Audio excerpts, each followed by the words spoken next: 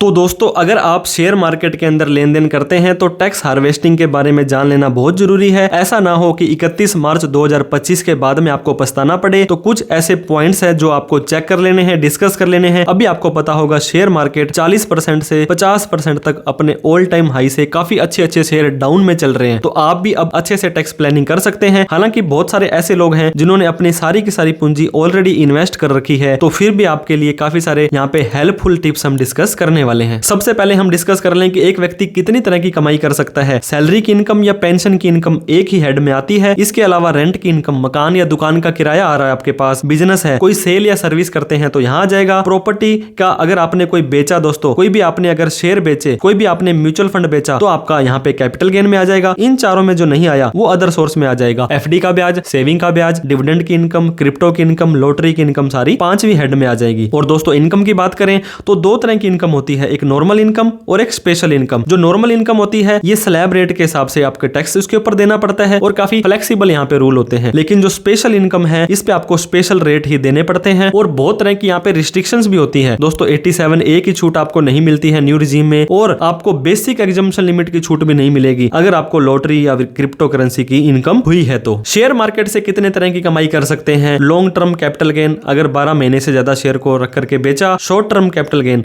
अगर 12 महीने से कम रख करके बेचा। डिविडेंड देना या ना देना कंपनी के ऊपर डिपेंड करता है। इंट्राडे, आपने आज लेकर के आज ही बेचा। किसी भी शेयर के फ्यूचर एंड ऑप्शन खरीदे बेचे तो इसके अंदर आ जाएगा। दोस्तों ये थोड़ा सा चार्ट के माध्यम से मैं आपको बताना चाहूंगा। अगर आपकी इंट्राडे की इनकम आती है, इंट्राडे की इनकम में कोई भी आपका जो स्पेकुलेटिव, ये बिजनेस तो कहलाएगा लेकिन सट्टे का बिजनेस कहलाएगा, और पीरियड ऑफ होल्डिंग यहाँ पे कुछ भी नहीं है। आपको पता होगा 23 जुलाई को बजट आया था, उससे पहले रूल अलग थे और उसके बाद में रूल अलग थे, लेकिन इंट्राडे में पहले भी वही रूल थे और अब भी यही रूल रहने वाले हैं। फ्यूचर एंड ऑप्शन F&O में काम करते हो तो ये नॉर्मल बिजनेस है, स्लैब रेट के हिसाब से टैक्स देना पड़ेगा। कोई यहाँ पे दोस्तों पीरियड ऑफ होल्डिंग का नहीं है, पहले भी रूल सेल थे अब भी रूल सेम है, जो टैक्स स्लैब के हिसाब से टैक्स देना पड़ जाएगा। शॉर्ट टर्म कैपिटल गेन, 12 महीने से पहले किसी शेयर को लेकर के बेचा, तो दोस्तों अगर आपने 12 महीने से पहले ले दिया और 23 जुलाई से पहले उसको बेचा था तो ये 15% आपको उस पर टैक्स देना है। इसकी अलग से हेडिंग आपको ITR के फॉर्म में दिखेगी। 23 जुलाई के बाद बेचा है तो दोस्तों आपको 20% का टैक्स देना है। और वहीं पर लॉन्ग टर्म कैपिटल गेन, ऐसा कोई भी शेयर 12 महीने से ज्यादा रखा, पहले दोस्तों 10% टैक्स देना होता था, लेकिन 23 जुलाई के बाद अगर आपने बेचा तो 12.5% का टैक्स आपको इसके ऊपर देना पड़ेगा। अब मोटा मोटी दोस्तों आपको मैं अगर टैक्स फ्री इनकम बताना चाहूंगा, अगर आप लॉन्ग टर्म कैपिटल गेन कमाते हैं और न्यू टैक्स रिजीम में जाते हैं तो 3 लाख रुपए तो आपका बेसिक एग्जम्पशन लिमिट है और 1.25 लाख रुपए और माफ है, मतलब 4.25 लाख रुपए तक का लॉन्ग टर्म कैपिटल गेन आपका माफ है। और अकेला शॉर्ट टर्म कैपिटल गेन है तो 3 लाख रुपए तक माफ है। डिविडेंड की इनकम आती है ओनली तो 7 लाख रुपए तक माफ है, क्योंकि 87A के हिसाब से आपकी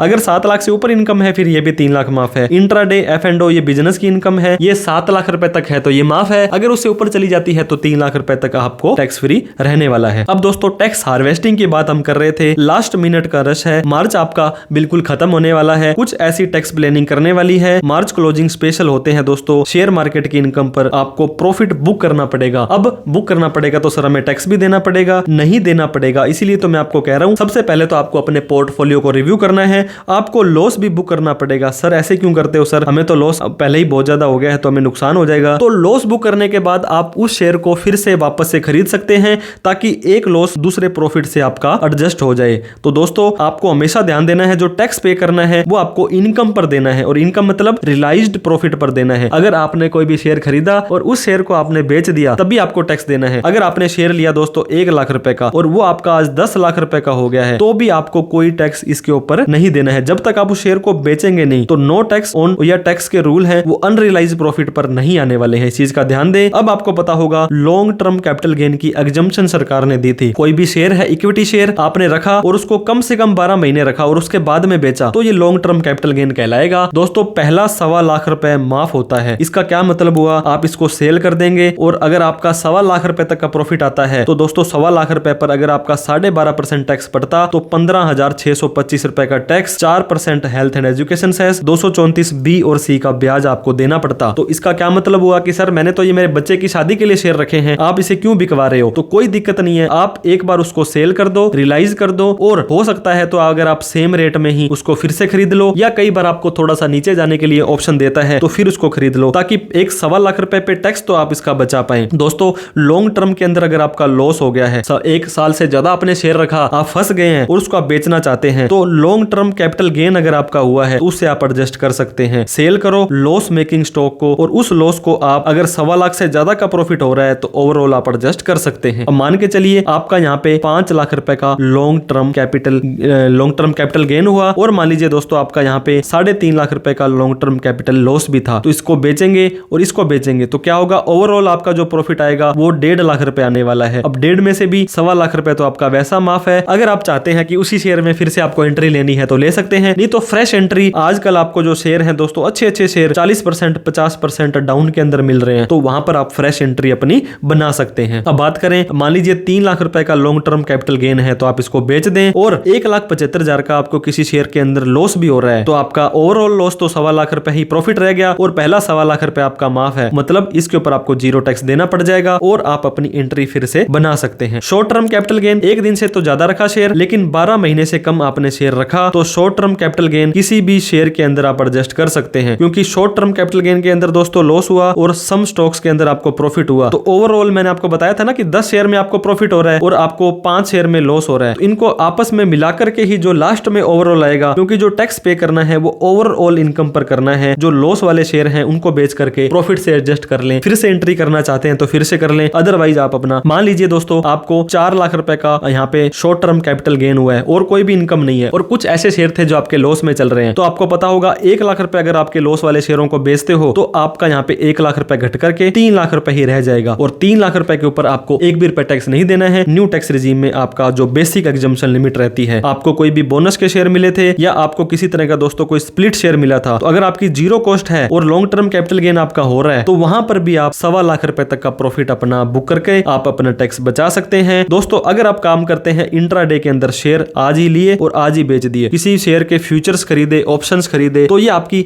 बिजनेस की इनकम कहलाती है। इंट्राडे की इनकम तो स्पेकुलेटिव सट्टे की बिजनेस है और F&O नॉर्मल बिजनेस कहलाता है। तो इस बिजनेस के जो भी खर्चे आपने क्लेम किए थे, हालांकि STT ब्रोकरेज ये खर्चे तो आपको ब्रोकर की रिपोर्ट में मिल जाएंगे, लेकिन दोस्तों आपके अगर मान लीजिए आपने रेंट लिया, आपने सैलरी दी, बिजली का बिल दिया, आपने इंटरनेट का खर्चा किया, तो ये सारे खर्चे भी आपको डिटेल में रखने हैं। स्पेकुलेटिव के जो रूल है सट्टे के, वो 4 साल तक लॉस कैरी फॉरवर्ड होता है और नॉन स्पेकुलेटिव 8 साल तक अगर उसका लॉस है तो आगे आप कैरी फॉरवर्ड कर सकते हैं। टैक्स ऑडिट के रूल आपको चार्टर्ड अकाउंटेंट से पता करवा लेने हैं कि आपको ऑडिट तो एप्लीकेबल नहीं होती है। दोस्तों शॉर्ट टर्म कैपिटल गेन में आप ज्यादा लेन देन करते हैं, आज खरीदे 4 दिन बाद बेच दिए, तो यहाँ पे आपको 20% का टैक्स देना पड़ता था, लेकिन अगर आप 20% नहीं देना चाहते हैं, बिजनेस की इनकम दिखाना चाहते हैं, तो आप यहाँ पे स्लैब रेट के हिसाब से टैक्स दे सकते हैं, 87A की रिबेट ले सकते हैं, 7 लाख रुपए माफ हो जाएगा और अगले साल के लिए तो 12 लाख रुपए तक माफ हो जाएगा। हमने आपको एग्जांपल के माध्यम से बताया था कि 10 लाख रुपए अगर आपका शॉर्ट टर्म कैपिटल गेन है, 3 लाख की छूट मिल जाएगी, बाकी के 7 लाख पर 20% 1,40,000 रुपए देना पड़ेगा और वहीं पर इस 10 लाख रुपए को